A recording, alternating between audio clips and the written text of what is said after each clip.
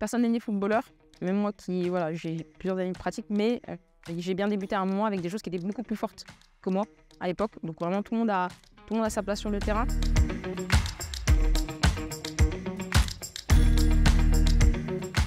Ça reste quand même toujours globalement la même chose pour avoir joué avec des garçons. C'est la seule chose que j'observerais, moi, c'est une différence claire de mentalité. Bon, quand on joue avec des garçons, même si c'est amical, etc., eux, ils sont là pour gagner. Il n'y a que ça qui compte. Voilà. Il faut y aller, faut aller dans le dur directement. C'est vraiment la gagne qui compte.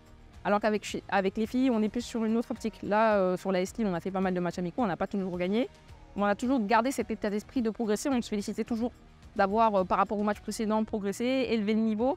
Et petit à petit, ça compte aussi. Parce que les joueuses, quand vous les saquez après un premier match, c'est le premier match de leur vie qu'elles font, vous les saquez, vous leur dites qu'elles ont fait un mauvais match, forcément, vous n'attendez pas à les revoir à l'entraînement suivant. Les 3 idées à avoir en tête quand on commence le football tout court, que ce soit chez un homme ou chez une femme, déjà savoir pourquoi on le fait, pour les bonnes raisons. Il faut toujours chercher à prendre du plaisir quand on est 5, 10, 50 ans.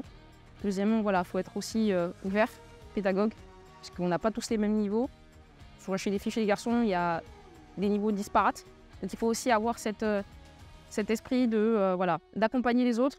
Et parfois, des fois, sur certaines séquences, au fil de l'année, on s'aperçoit que il y a des gens qui avaient des points faibles, mais qui finalement finissent par peut-être devenir meilleurs que nous. Et puis surtout aussi la santé. Il y a vraiment, que ce soit 30 minutes par jour, 1 heure par semaine, etc. L'important, c'est aussi d'être bien dans son corps, bien dans sa tête. S'il n'y a pas ces conditions-là qui sont réunies, ça ne sert à rien de s'investir, que ce soit dans le football ou n'importe quel autre sport. On peut penser que le football féminin, c'est ceci, cela, mais on va vous montrer que des séquences de la France contre le Kazakhstan. Mais quand on est sur des vraies compétitions avec des vraies équipes qui ont un vrai leitmotiv, là, tout de suite, c'est différent. Et en fait, on s'aperçoit que les gens, ils ne connaissent pas forcément. En 2015, le PSG féminin a atteint la finale de la Ligue des champions féminine.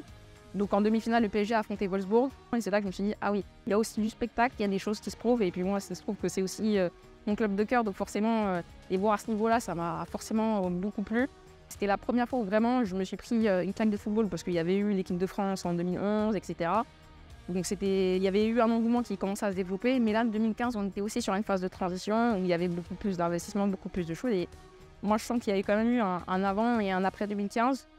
Et ensuite, il y a eu la phase 2019 avec la Coupe du Monde forcément en France. Moi, j'ai vu des gens qui venaient au stade avec leur famille, leurs petits-enfants. J'ai vu des quarts d'école de football avec que des petits garçons qui venaient pour voir les choses de l'équipe de France. Ça aussi, ça fait plaisir. Donc cette Coupe du Monde, elle a fait du bien, mais elle aurait dû faire encore plus de bien que ce qu'il a été. Si on veut juste jouer pour s'entraîner, si on veut jouer vraiment sur un championnat, il y a de tout aujourd'hui en fait. Aujourd'hui, il n'y a pas d'excuse quand on est une fille, surtout quand on habite dans une grande ville, pour ne pas jouer au football. Si vous avez envie de le faire, faites-le. Il y a des équipes au niveau régional, au niveau départemental, des équipes loisirs, il y a tout ce qu'il faut pour le faire. Il faut juste avoir le courage de se lancer et puis c'est parti.